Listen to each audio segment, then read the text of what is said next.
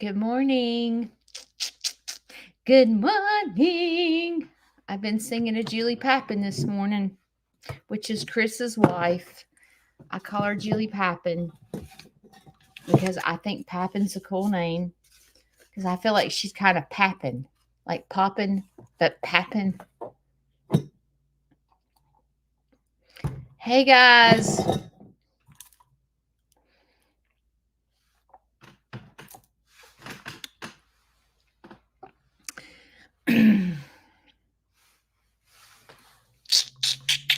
Good morning. Is Cynthia Delat? Is that your real name? Delat? That's a pretty good name, Delat. What's up, Delat? That's what I feel like saying. What's up, Delat? Is that your real name? Hey, Missy. I'm ready to come back to Missouri. That's pretty cool, Delat. What's up, Delat? You have snow? And I'm in, look what I'm in. It's supposed to get 80 or 79 here today in Alabama. But like you go out there in the mornings and it's like cold. Like you need a jacket in the mornings and by afternoon you're sweating. Good morning, Kama. Good morning, Lorraine. Lorraine, that reminds me of my best friend in high school. I told you that. My best friend in high school is named Lorraine. Sherry, Heidi, Diane, Debbie, Pine Grove, Homestead, Diana, Brenda, which is Diane's sister, Mary, Carolyn, Rosemarie.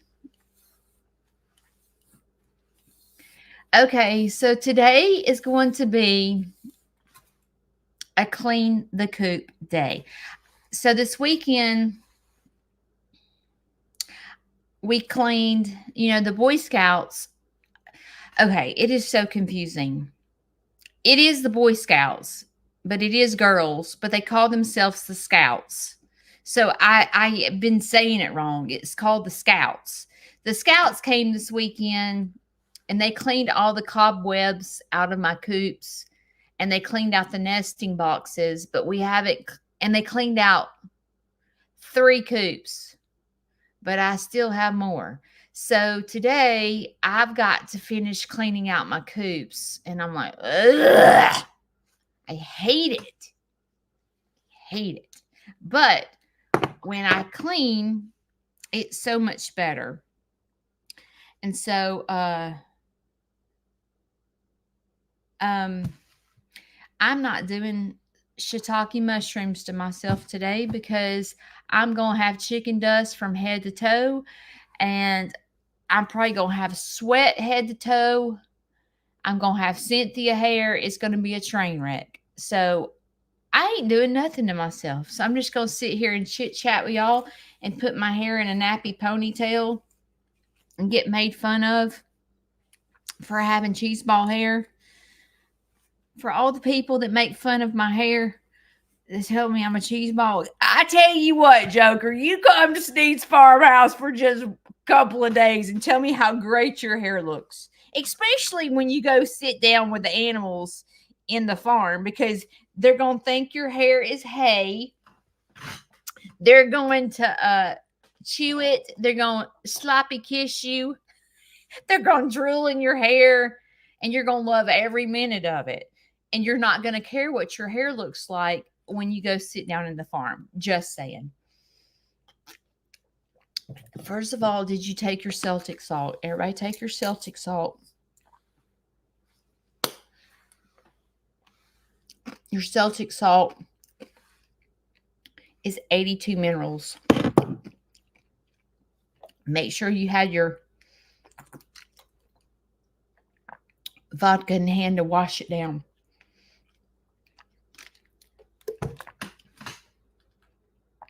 But I don't know how to talk without not getting ready. If I just sit here, I'm not going to be able to talk. It's like I have to talk and get ready at the same time. So I feel like I'm not going to be able to carry on a conversation without getting ready. So let me think just a minute. In order for me to be productive, I'm going to have to like do something. I can't just sit here and stare at myself in the screen. Like it. Okay, I'm just going to get ready. Okay. First of all,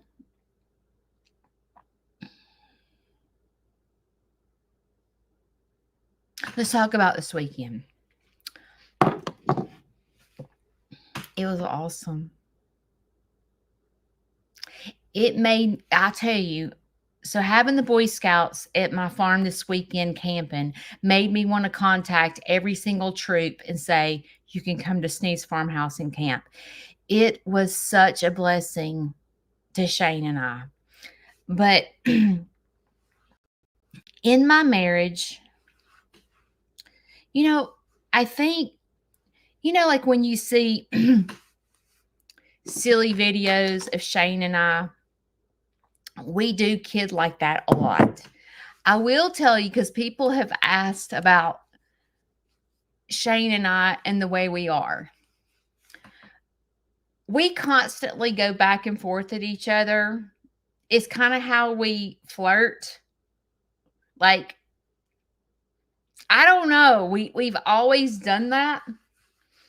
Like when you see a reel, that's not staged. Okay.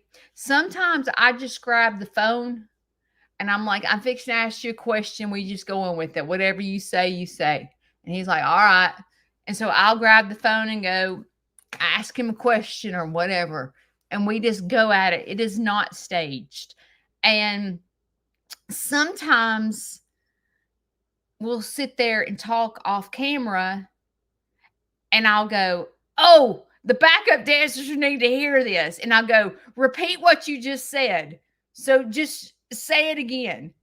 And then we say it again. But majority of the time, if I can catch it on camera, I just pick up the phone and say, are you taking me out to eat tonight? And just to see what he says. So it's kind of like, so we don't sit here and write down what we're going to talk about. We just say it. It's just what comes out of our mouth. And so that is kind of how we flirt with each other. I will tell you, I'm going to be, I'm tell it like it is, Judy. Sometimes when we go at each other, it turns into like a true argument. You know what I mean? It's like, so like sometimes it ends up being in an argument, but for the most time, we just go back and forth at each other. It's just what we do. We've always done that. As a matter of fact, Shane and I will be together 10 years in January of 2025. It's hard to believe that we've been together 10 years. We've been married for 8 years in June. So,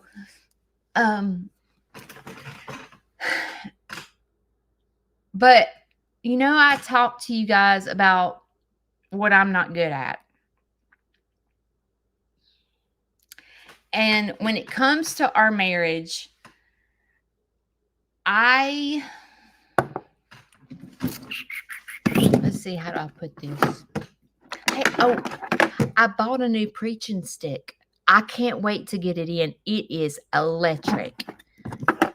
Okay, this is the one I have today, but I'm not curling my hair just in case I need to come to Jesus with y'all. But I did buy a new preaching stick. I'm supposed to get it this week. I bought it off the TikTok shop. Oh, Lord. I'm a train wreck on TikTok. Okay. I did. You know what else I bought off TikTok shop? I can come up with the best ideas in the car and in the shower. That's where my brain like comes up with new things I'm just brilliant when I get in the car by myself and I turn the music up wide open and I'm dancing in the car, and it's almost like God speaks to me and talks to me through jamming. I don't know. And I just am able to get to mindfulness and think about what needs to be done around the farm and how I want to continue to grow and give back. And it's also, I get my jam on in the shower. I am like cutting a rug. If y'all could see me in the shower, you would be in the floor laughing. Cause it's like I'm at the dance club on the dance floor with 400,000 people around me watching me get my groove on. And I'm just jamming. Well, on the TikTok shop, they had a shower radio, whatever, not radio. That sounds like I'm old school. A Bluetooth shower speaker. Maybe that sounds more legit. So I can connect my music to my stereo inside my radio, my speaker inside my shower. Y'all, and it's loud. I am gonna be getting my jam on in the shower. Shane and Shane hates loud music. And I'm going see before I would have my phone on the toilet and I'd have it as loud as it would go, and I would be in the shower getting my groove on. Well, Shane would come in because he doesn't like loud music. He would come and turn my speaker off my phone, and it would tick me off. I'm like, leave my phone alone. I'm in the shower. I'm coming up with ideas. And he would turn it off.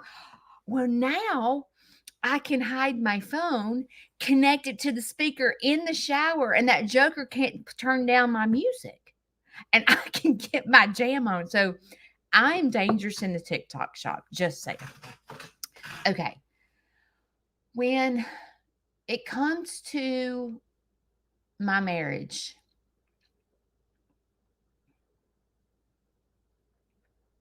how do I put this? Let me think of the wording I want to use. I'm not good with words, y'all know that. I usually have to explain it in a story to get my point across. I'm trying to think of a story.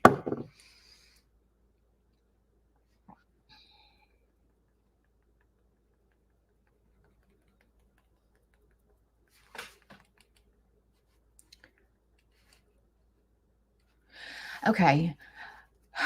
When Shane and we got married as adults. Our kids, Vanson had just graduated high school, and Vanson was the baby of the bunch. So Shane and I started our marriage, with kids out of the house. Well, Vanson lived with us that summer, but went off to college. And so when we got married, you know how, like, when you're young, you go through marriage counseling, kind of, like when you're like in your 20s, you kind of like before the preacher will marry you, sometimes he makes you go through marriage counseling, and he talks about trust, and they talks about finances, and like where are you going to spend Christmas? Like, he makes you think before you get married about stuff that you don't think about. Like, where are you going to spend Christmas? And the girl goes, at my mom's. That's where I spend Christmas. And the guy's like, no, we're going to my mom's. And then you're getting a fight. Oh, no, mama's going to want us at her Christmas. And like, then all of a sudden there's an adjustment period because Susie Q no longer can go to her family Christmas morning, which is a family tradition, because now she has a husband and they're going to go to his family and alternate every other year. And the counselor makes you, as a young person, they make you think about situations that are going to arise that could be an argument. Like, how do y'all plan on handling your finances? And both you are looking at each other and going, we just love each other. We just love each other. Like, it'll work out.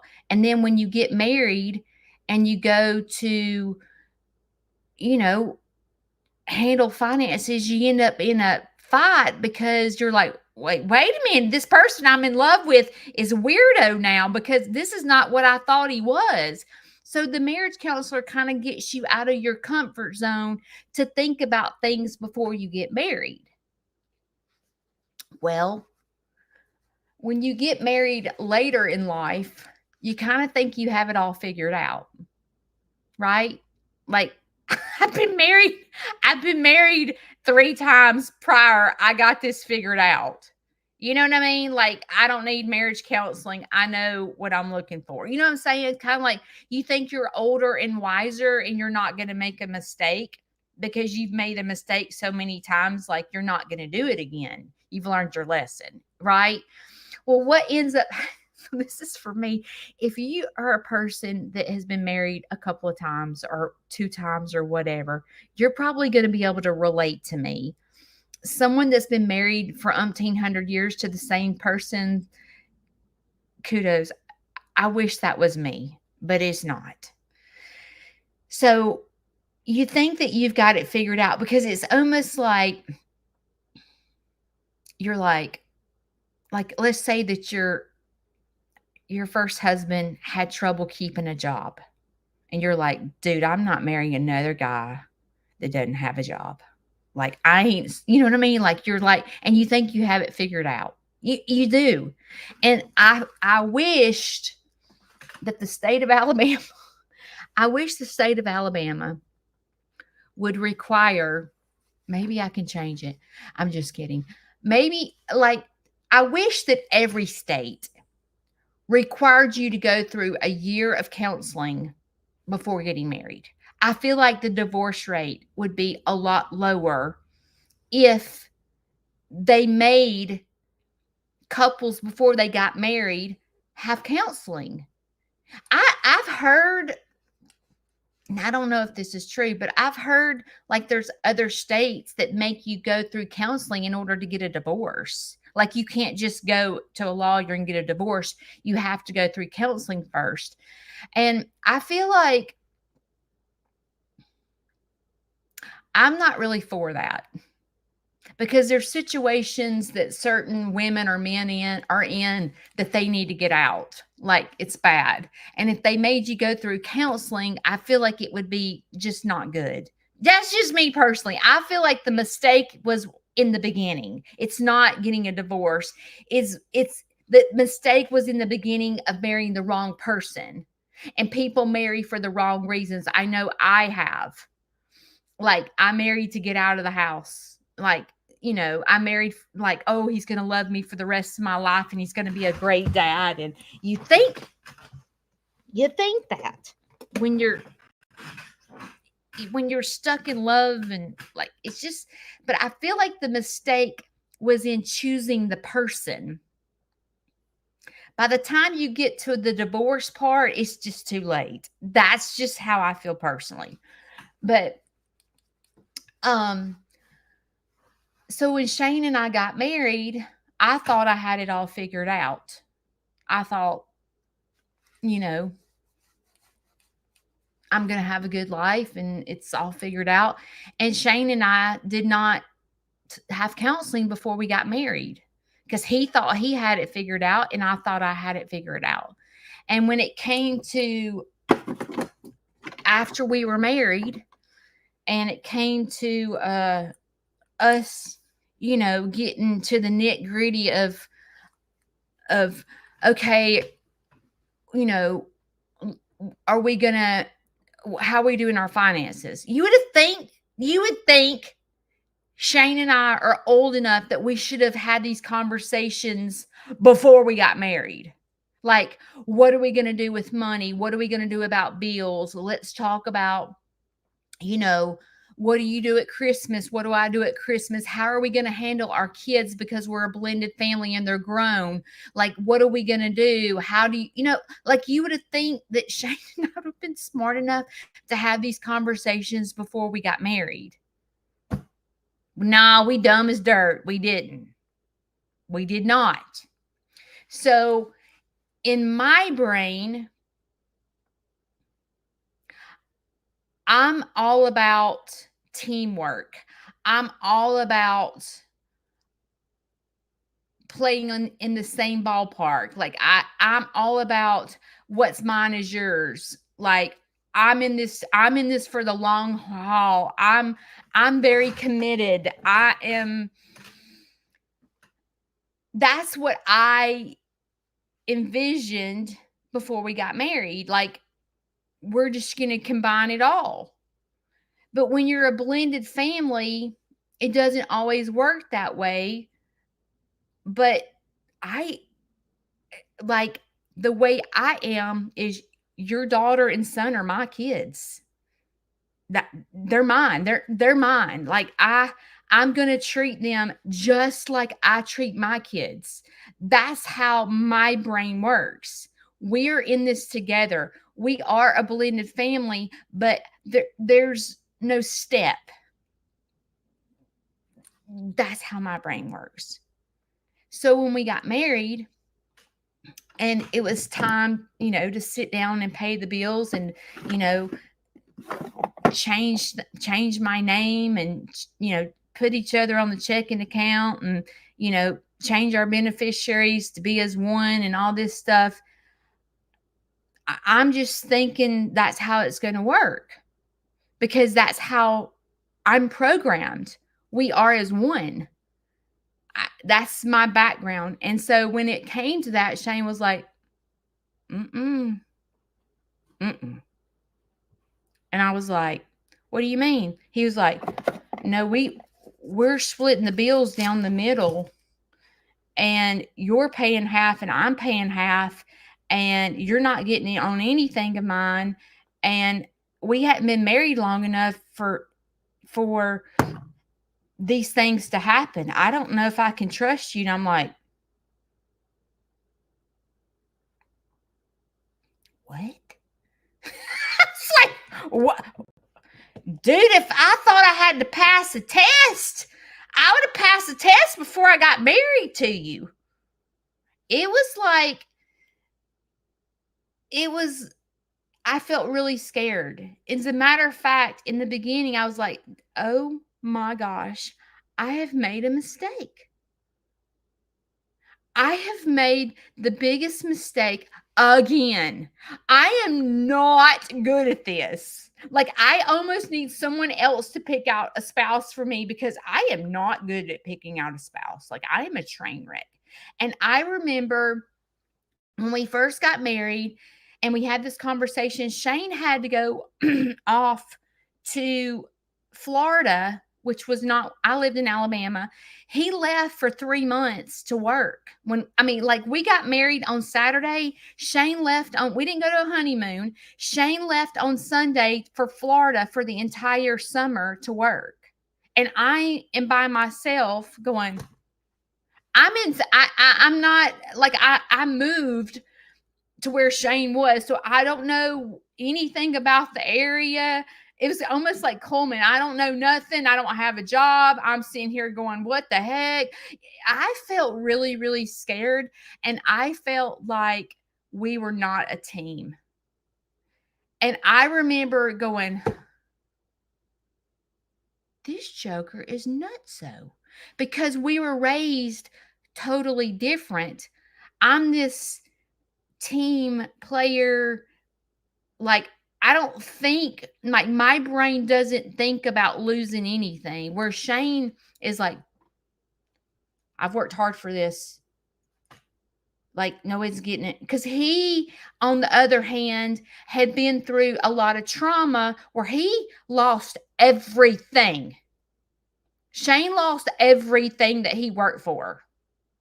So Shane was very protective of his stuff where I was like, we're all as one.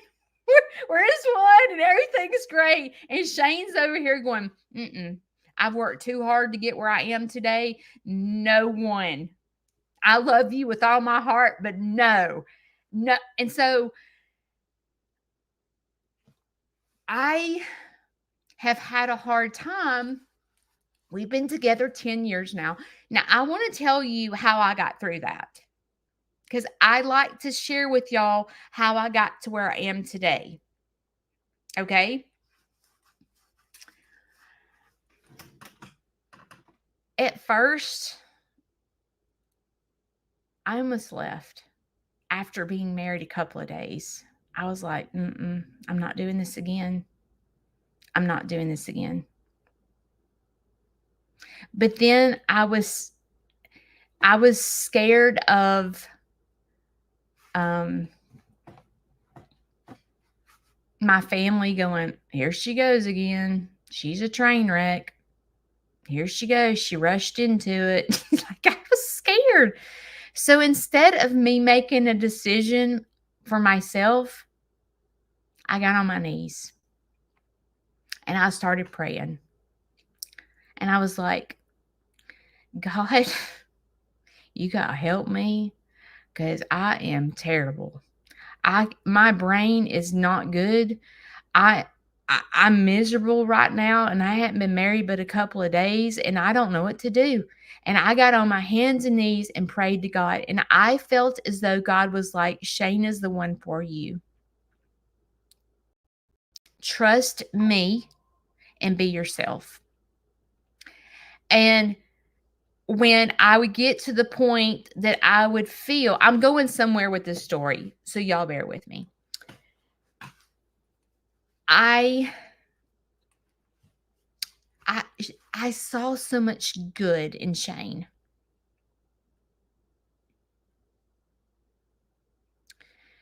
And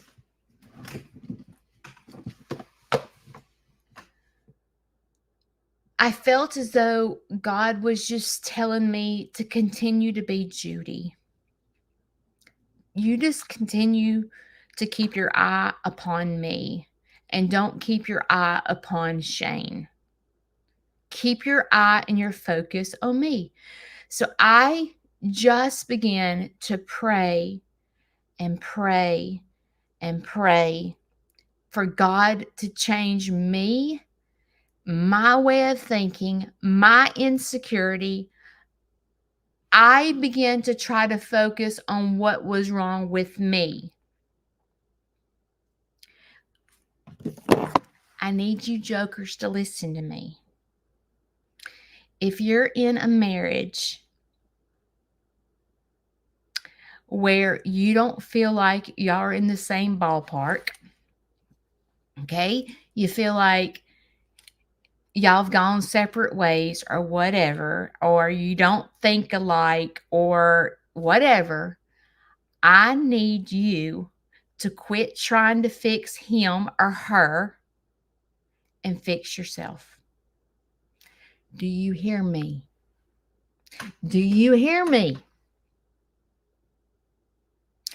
I need you to fix you because there is a lot of crap and baggage that comes with you.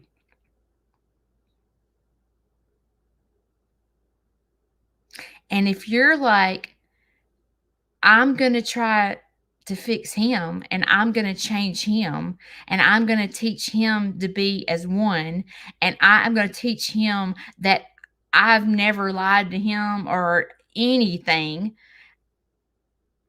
you're fixing the wrong person. You're trying to fix the wrong person. What you need to do is fix you. Okay? Because the moment you begin to concentrate on your crap is the moment you have clarity about other people. Okay. So let me keep going with my story. Now, if you're just catching the beginning, there may be judgment, but you got to see the whole story before you understand the lesson I'm trying to teach. Okay? So I got on my knees and I just began to pray. And I felt as though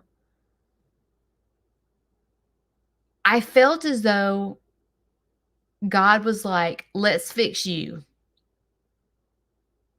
Let's fix you and let's quit worrying about everyone else and trying to fix everyone else. Let's fix you. And so Shane was gone for 3 months. So when I would write down my insecurities, like, okay, I don't like that.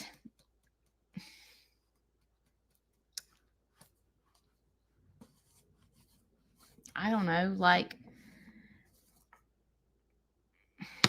I'm trying to think of something. Like,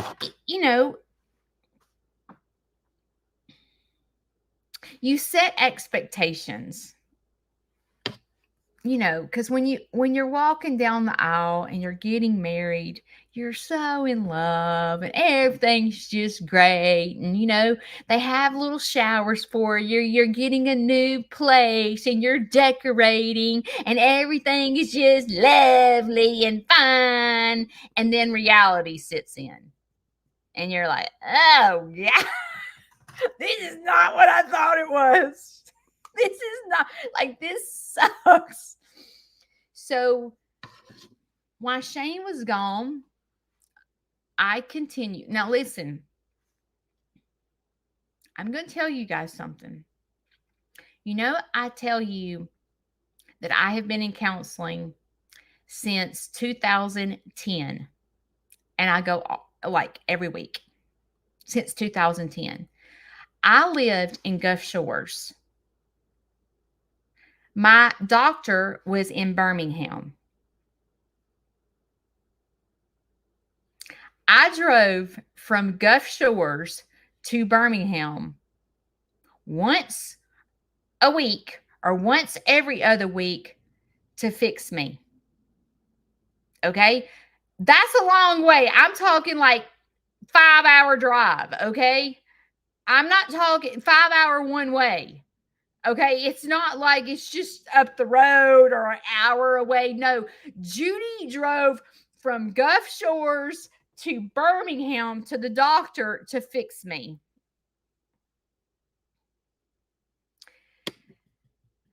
So remember, I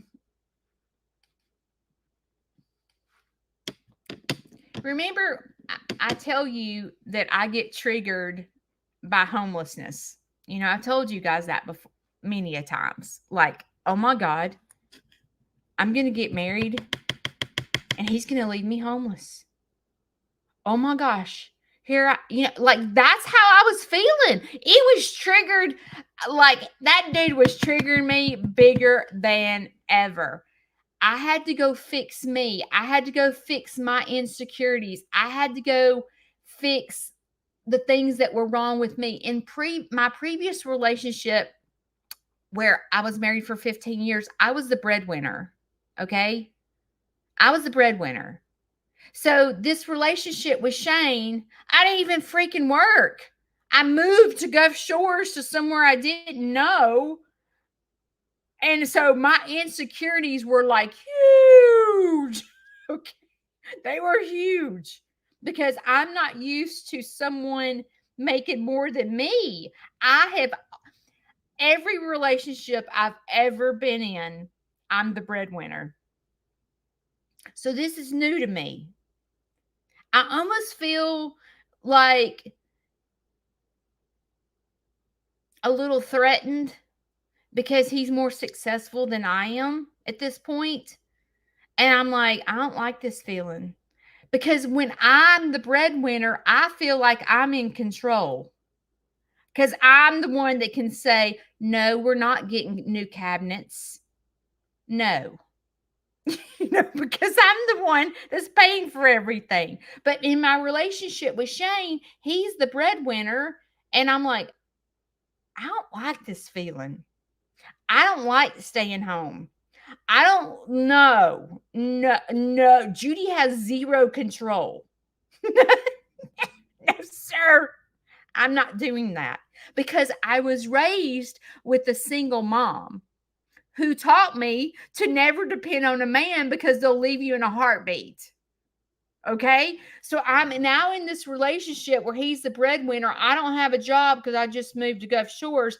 I'm not feeling it. My insecurities are kicked in high gear. So I had to go fix me.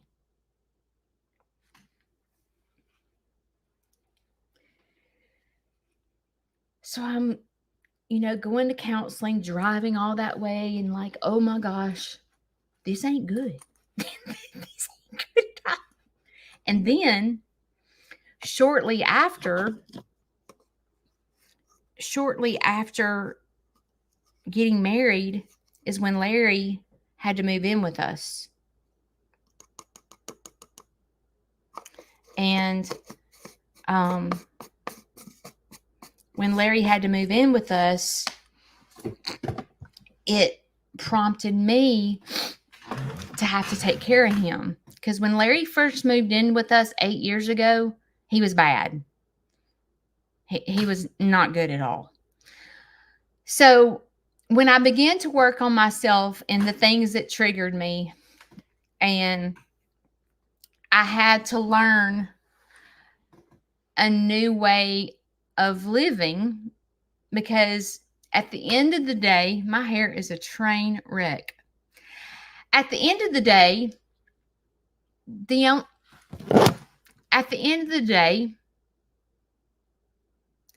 only person we can change is ourselves. So I had to go fix my way of thinking about something that I did not like. I did not like the way Shane wanted to do things in the beginning of our marriage. So I had to go fix and adapt to this new way of life that I did not want to adapt to. But I have two choices, right? I can stay or leave. Those were my two choices. So as I began to work on myself, and I had to figure out why Shane is the way he is. I had to figure it out. I had to figure out what Shane had been through to understand what his thought process is. And I had to understand that I'm in a blended family, and blended families are a little bit different than a family where your kids are the mom and dad and all this stuff. Like, I had to figure out things are not the way I thought it was going to be. And like in my previous relationship, him and I, because our kids were young, they were in middle school and elementary school and high school, and him and I went to all the functions together. Like, we did not miss, like, he went to all my kids' stuff, I went to all his kids' stuff, and I guess I just thought that it was going to be like that. I thought, when, I don't know, Vanson has a performance, that he's going to be right there with me at the performance. And I had to learn that, no, he's not. He's not. I'm going to have to go by myself. And I had to learn, like, does he not support my kid? I had to learn how to do all this, because he was different for me.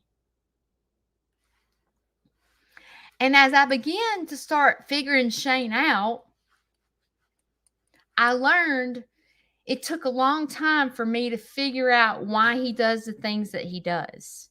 Shane's been through a lot of trauma in relationships. And once you're able to chill out and fix you, you're able to see this big, huge picture of your spouse and go, okay, how was he raised? Or how was she raised? What relationships have she been in? What's happened to her in the past? Because she or he has trauma too. And when you begin to try to fix you and you break down what's happening to you, because what's happening to you are a bunch of triggers of your past. Okay. And so when you begin to work on things and you see the big picture of your spouse, you start being more mindful why they are the way they are. You start, even though you don't like it, and you want to change things, you now can see the big picture of why your spouse is the way they are, because they have trauma. And you get trauma and you bring them together in a marriage, and it causes an explosion, especially when you're in a blended family. It is much difficult when you're a blended family versus a marriage that's been together and have the same children. It is a process. So this weekend, when we had the Boy Scouts at our farm, hang on.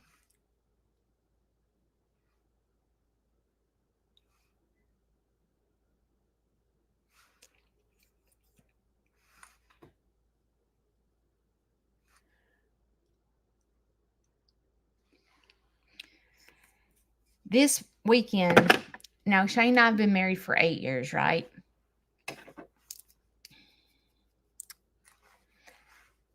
This weekend, when the Boy Scouts were at our farm, and I sat and watched Shane, sit in his little shop and teach these girls how to weld and how to use a plasma welder. I think that's what it's called, a plasma something, to cut out their stuff. And he began to mold these girls into, life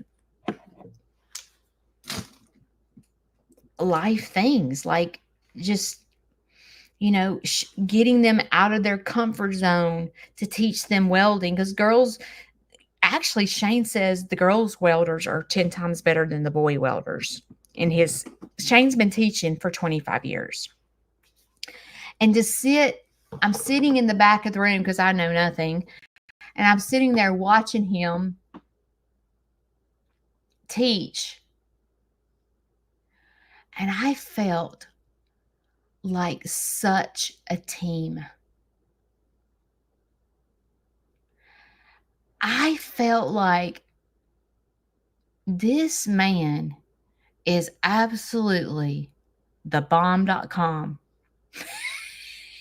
Let me just stop. Let me go back a little bit. Let me plant some more. So in Stapleton, where we lived, which was Gulf Shores, when we first got married, he came home, and said, I have a job transfer in North Alabama. And I told you guys the story before that I was on my hands and knees praying that God would not take us away from Stapleton. I loved everything about Stapleton. I lived at the beach. I had this gorgeous house that had a country front porch wrapped around. We had 7 acres. I had the best of friends I had ever met in my entire life in Stapleton. I had built a community. I started a fitness program in Stapleton.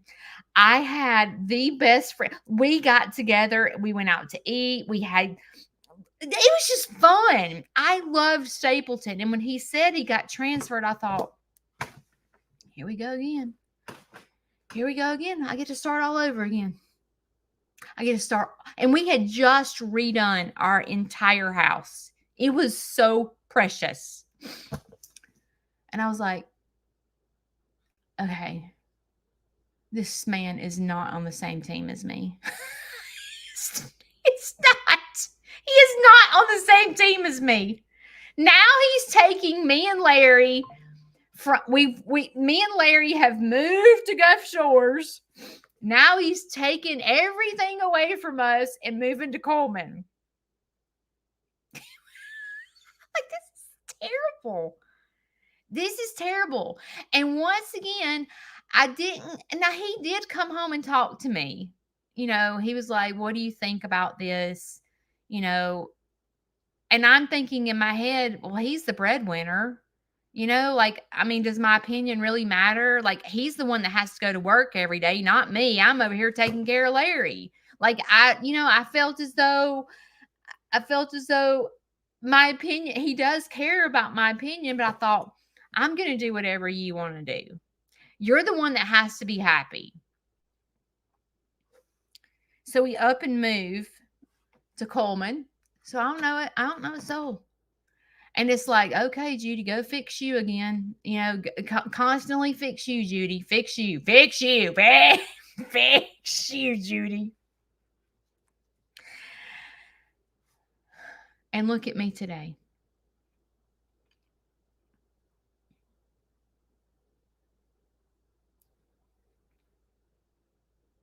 Now imagine in the beginning of our marriage, if I said this joker is slap crazy, okay? Like he's not a team player with me, like I'm leaving. I'm gonna be like Forrest Gump and just run and run and run. I'm getting the Dodge out of here. No. But instead, I stopped to pause and was like, I really need to pray about this. I really need to go to the person that created my brain because, like, I'm not good right now. Like, I'm really not good right now. Like, I don't understand this. I do not understand this. And many a times, you and I are faced with things that we don't understand, especially from our spouse. We're like, I don't understand. I don't understand my husband's brain. I do not understand my wife's brain. What the heck? What the heck? When you don't understand is the moment you need to go fix you. Did you hear me? Get your butt in counseling. Go figure out why you do the things you do. Go figure out why you react the way you react to certain things, because it seems like chaos when you get married and then someone is not what you thought they were. But what if your way is not always right? Because, we think we're right. They're the crazy one, not us. But when you go to counseling and you figure out your triggers and you figure out your spouse's triggers, you're able to clearly understand what is going on. My husband, how do I put him? He is our protector. Shane has owned a business majority of his life, adult life. Shane is a number person. Shane, we will never starve.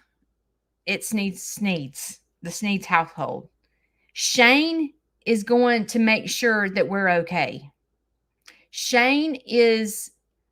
I don't ever have to worry about Shane not going to work. Shane's going to work 3 jobs to provide for us.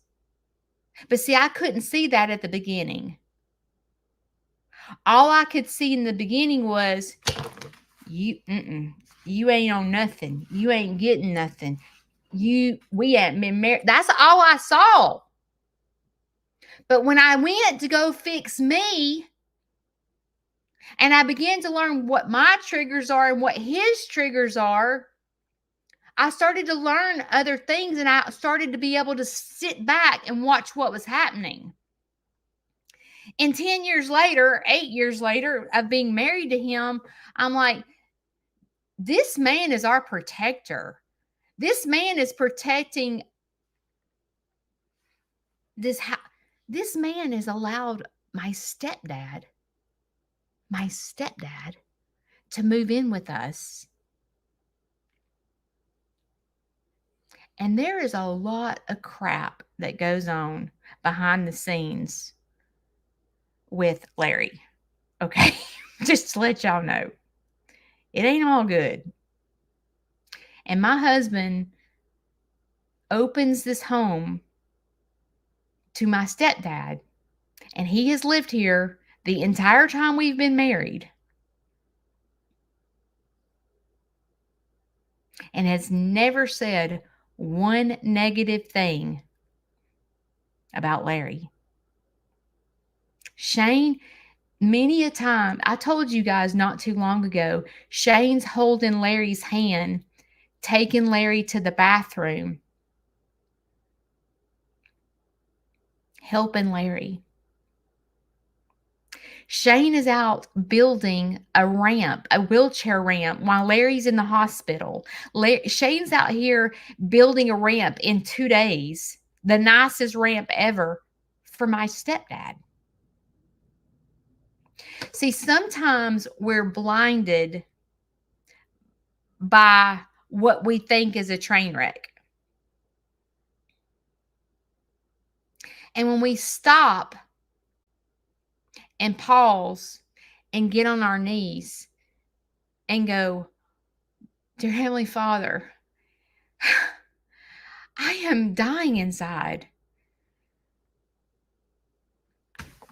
What the heck am I supposed to be doing?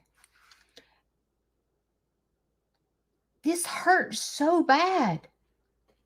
And what's hurting is the trigger that you're experiencing from childhood. And sometimes we feel stuck in a marriage. You know, like, I've been married to this joker for 35 years. I might as well just stay. You feel like that? Get yourself in counseling. Sometimes I think in my head, my counselor said this to me, okay? My counselor said, Judy, I'm scared you're going to wake up after Shane is no longer here. And I'm like, what do you mean? She was like, you're missing so many blessings because you're stuck in this rut of money crap. And you're missing the whole blessings that are around you that Shane is providing you. Because I'm going to tell you, when it comes to Sneed's Farmhouse, I'm like, okay, this sounds, you do not listen to what I say and undo I can't talk. Don't listen to what I say and just stop the video without going and hearing the whole story. But oftentimes I get a big head and I'm like, it's me that's doing this. I'm the one who has gotten Sneed's Farmhouse to where I am today. It's me busting my butt. It's me and my personality getting people here and getting people to come back. Shane, you ain't doing jack shiitake mushrooms. Okay? It's me. It's me that's grown this. It's me. I do that sometimes. I do, because I'm a human being. I'm like, it's me. Shane's not even here to help me with the animals. It's me. I do that. I get stuck on it's me.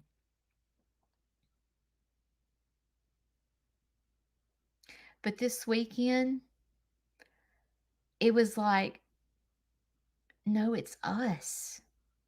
It's God. It has nothing to do with me.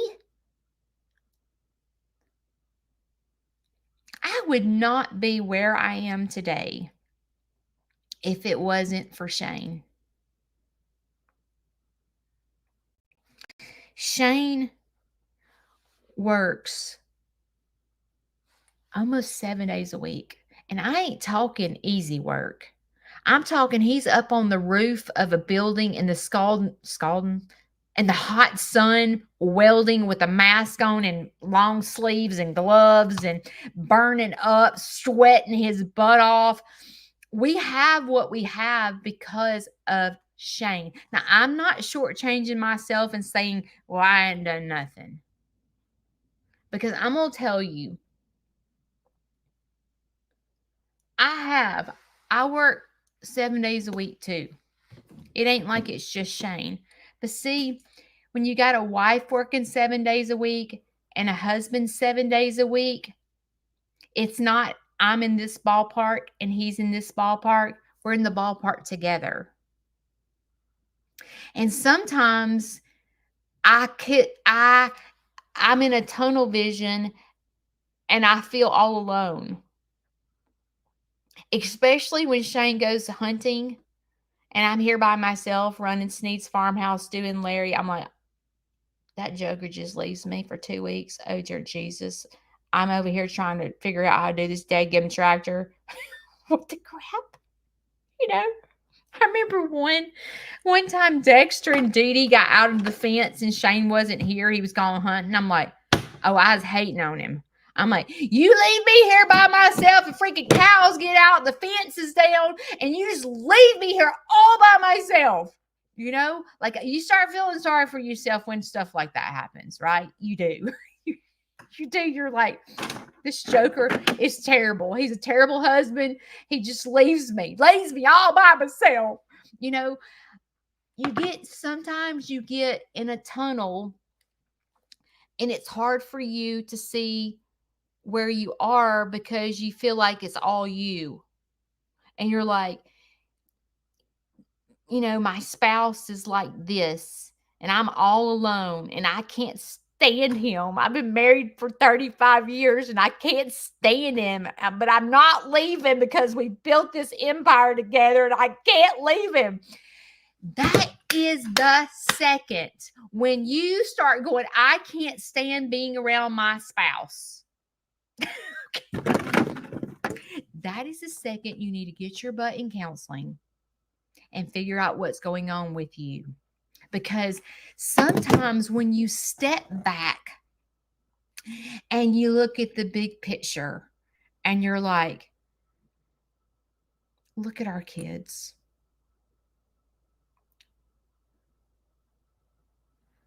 I think I'm in this ballpark. I think my spouse is in this ballpark. But actually, we're as one. We created this young man right here that has gone to college, has a beautiful house and a beautiful wife, and now they have kids, and we did that together. We're really not in separate ballparks. I just feel like this because I'm getting triggered. And even though I don't understand a lot that he does, if I would go to counseling and break it down to figure out why he's a weirdo, such a weirdo. He is weird when it comes to my kids, when it comes to Christmas, when it comes to hunting, when it comes to finances. He is a straight up weirdo. Go figure it out. Because when you stop and pause and break it down to figure out why he's a weirdo, you start getting clarity and it helps you feel like he's a weirdo because his mama's a weirdo. Okay? You start figuring it out. Like he can't help it. He was raised by weirdos. Like, you know what I mean? Like when you stop and you go back and think about how was his mom raised? How was his dad raised? What happened to his mom and dad? Why is she all triggered? Like when you're stopping, like break things down, you can see a clearer picture of why he is the way he is. Shane's been hurt terribly. And when it comes to like certain things, we start with our spouses. We start thinking it's our fault. Like if he says, I don't know, let's just say he says, let's use Christmas for example. I tell you that Shane does not do Christmas. Shane does not do presents. Okay. I'm like, that joker is a straight up weirdo. What dude does not give his wife or girlfriend presents for Christmas? What the? Get your butt out to the freaking store and buy something. I had to figure it out. But the problem is Shane is very insecure. He don't know what to do. If you tell him what to buy, he's going to buy it. If you say, Shane, I really would like to have this, that joker's going to go get it. No, he's not. No, he's not. He's going to tell me to go get it. Go take money out of the bank and go get it. That's what he's going to do. And I'm like, they don't feel the same, Shane. I want you to go get it. And I want you to wrap it up. And I want you to give it to me Christmas morning. And he's like, that's the stupidest thing I've ever heard. Just go get the freaking money out and go buy your daggum boots. Wrap them yourself. Wrap them yourself. But gifts are important to me. It's the way I receive love. Shane ain't getting it. Shane ain't ever gonna get it. So I have to learn that this is the way Shane is. Why is he like that? Why is he a weirdo? Why is he not like the normal person that goes out and gets a surprise for his wife? Why is he not like that? Why is he not romantic? But I had to go stop and pause and go to counseling to learn how Shane shows love. Shane does not show love by going to buy me a pair of boots and surprising me. That is not how Shane shows love. Shane shows love by teaching the Girl Scouts how to weld for Sneed's Farmhouse, for participating. If you give him a task like that, he's all about it.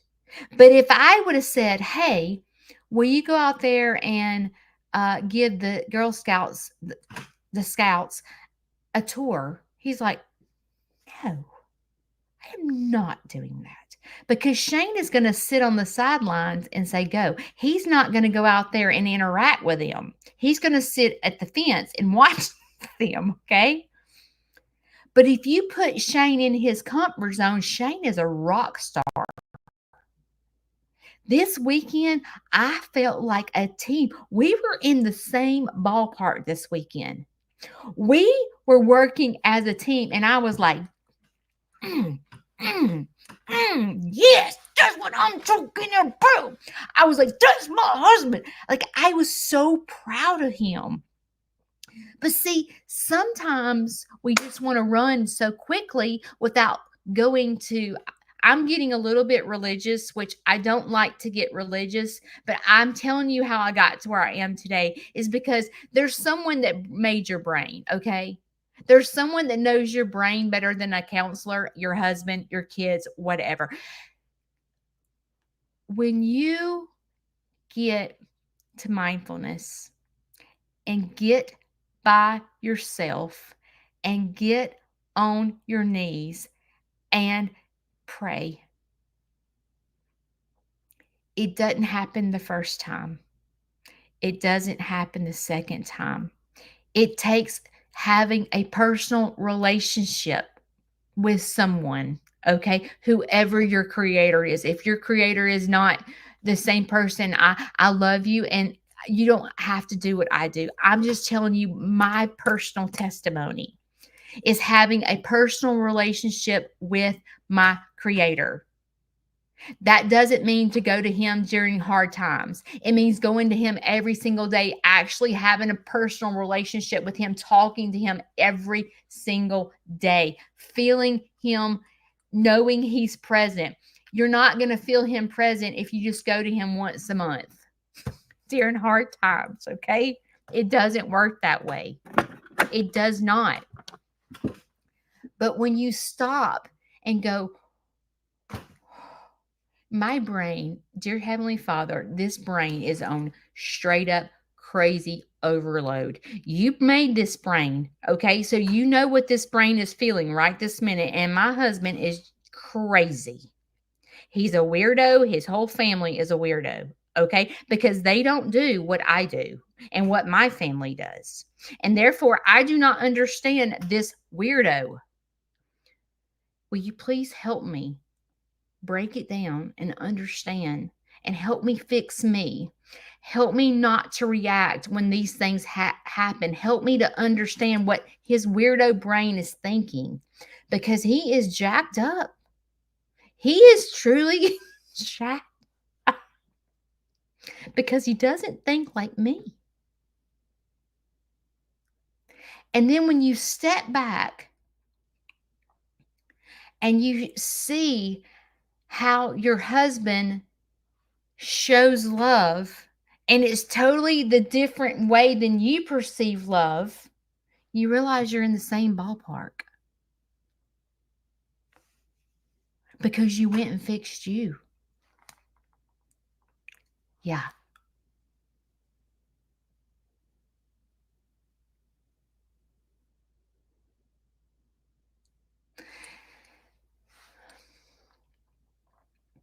And a counselor can help you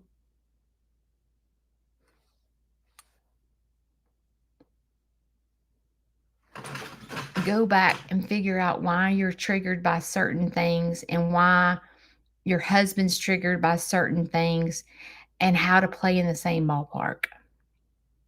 Because chances are there's certain things because we want them to do what we need.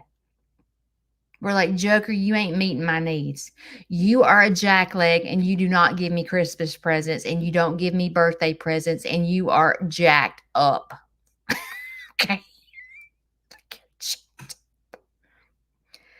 But I learned how buying presents causes Shane stress. It's the weirdest thing. Okay.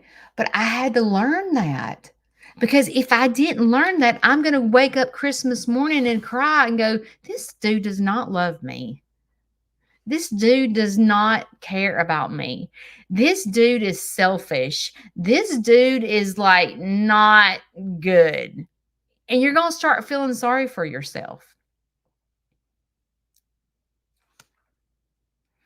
And where you get your needs met is through yourself. If you're waiting on someone else to meet your needs, boy, you're going to be disappointed when you're wanting all these other people to meet your needs. You're going to have to do it yourself. The holidays are coming up.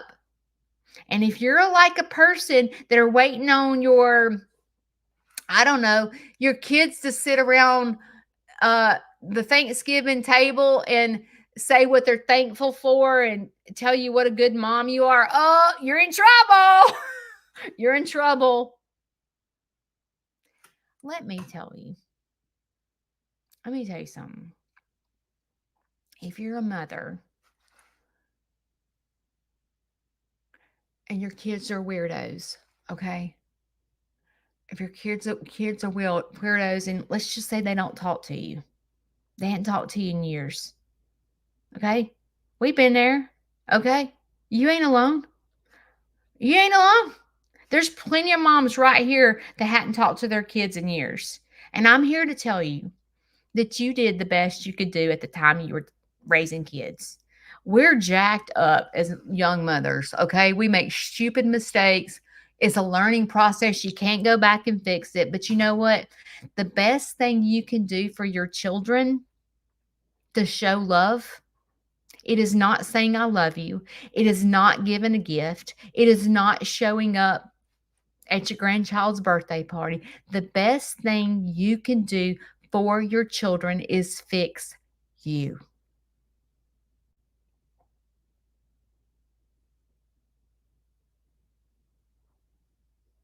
Because I'm going to tell you, they're watching. You're their mother or your dad. They're watching. I'm here to tell you right now. They are. They're watching. And when you start fixing you, is the moment they start fixing them. Because they're like, wow, Mom sure has changed. Mother has a freaking farm. My mother is on social media. My mother has all these followers. My mother is telling all her business on social media, and I hate it. Okay. But my mother does what she's doing and hopes to help other people know that they're not alone. You're not the only mother that's sitting out there wishing their kids would call or wishing their kids, I don't know, would come visit. Listen, if you're waiting on your kids to meet your needs, you're in trouble. Go meet your own needs. What do you need? What do you need? Do you need a gift? If you're the person that receives love through a gift, freaking save your money and go get some Botox. I don't know, go get your hair done. Go do it yourself. Don't wait on someone else to meet your needs. Go do it yourself. If you don't feel good physically, fix it. Join Weight Watchers. Go, I don't know, go to the doctor and say, I'm not feeling good. Get on hormones, whatever it takes to fix you. If everyone around you is saying the same thing, the common denominator might be you, okay? Go fix it. Go fix it. Listen, life is so beautiful when you're happy. It doesn't mean that you're happy every single day. That's impossible. But work at balance. Start with mental. Go get counseling. Go fix you. And then start fixing yourself spiritually. Go to your creator, whoever you serve. Go to them. Have a personal relationship with them. Then fix yourself physically. Go, I freaking hate the way I look. I want to feel good about myself. I want to feel young. I want to have energy to play with my grandkids. I want to be here for a while. Go fix yourself physically. Do not make excuses that you can't, because you can. Okay? You got to figure out your body. What works for me may not work for you. Go figure your body out. What does your body need to be its best? Does it need more water? Does it need Celtic salt? Does it need less calories? What does it need? And then fix yourself emotionally. Emotionally is going to happen through counseling. Emotions are hard for me because my emotions lie to me all the time. They do. But when you begin to work on yourself and quit worrying about, oh my God, I got to be like Forrest Gump and leave this marriage because he is weirdo. No, fix you. And then you'll understand why he's a weirdo. And then me and you can come back here on Mondays and Wednesdays at 7 a.m. and go, my spouse is a straight up weirdo. Okay. All of our spouses, whether it's a female or a male, they're all weirdos. Okay. Because they weren't raised like us. Okay. They're not. They're not. So the best way to begin this holiday season, the best way to heal your marriage, the best way to heal your relationship with your children is to fix you and stay in your own lane. It's when you start seeing your spouse do something weird or your kids are like, oh my God, my kids are a train wreck. That's the moment you go, okay, what's wrong with you? What's wrong with Judy? Oh, Judy don't have no problems. You want to say your kids have got problems? Well, won't you write down what Judy's problems are? What skeletons do you have in the closet that you haven't worked on? Stay in your own lane. And many a times we try to swerve in other people's lanes, our spouses, our children, our family, our friends. That's the moment you have to pull yourself back together and go, what is wrong with you?